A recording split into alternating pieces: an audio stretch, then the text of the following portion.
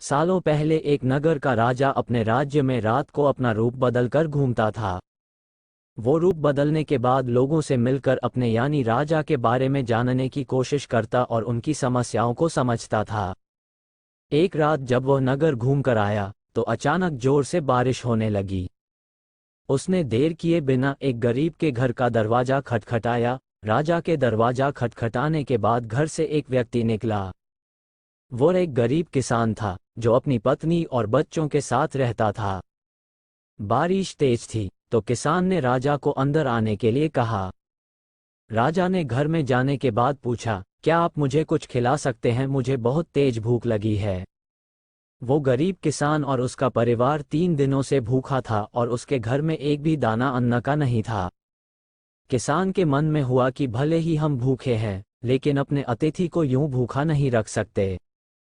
अब किसान ये सोचकर बेचैन हो गया कि अपने अतिथि का पेट कैसे भरा जाए। तभी उसने घर के सामने वाली दुकान से चावल चुराने की तरकीब सोची। उसने सिर्फ अतिथि के लिए ही 2 मुट्ठी चावल लिया और उसे पकाकर राजा को खिला दिया।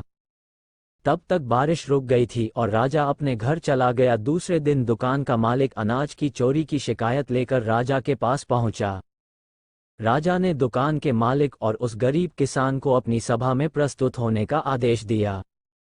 सबसे पहले सभा में पहुंचे किसान ने राजा के सामने जाकर अपनी चोरी का इल्जाम कबूल कर लिया और बीती हुई रात की पूरी बात राजा को बता दी। किसान राजा से कहता है कि मैंने चोरी की, लेकिन मेरे परिवार ने उस अनाज का एक निवाला भी नहीं खाया। गरीब किसान की बातें सुनकर राजा बहुत दुखी हुआ और उसने किसान को बताया कि अतिथि के रूप में मैं स्वयं तुम्हारे घर आया था।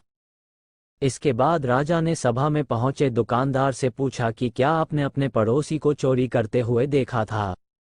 दुकानदार ने जवाब दिया कि हाँ, मैंने इसे रात में चोरी करते हुए देखा था। दुकानदार की बात सुनने के बाद राजा कहता है कि इस चोरी के लिए मैं पहले जिम्मेदार हूं और फिर दूसरा तुम हो, क्योंकि तुमने अपने पड़ोसी को अनाज की चोरी करते हुए देखा मगर कभी उसके भूखे परिवार को नहीं देखा। तुम अपने पड़ोसी होने का धर्म बिल्कुल निभा नहीं पाए। इतना कहने के बाद राजा ने दुकानदार को सभा से जाने के लिए कह दिया और किसान की अतिथि निष्ठा भाव को देखकर उसे 1000 सोने के सिक्के इनाम के रूप में दे दिया।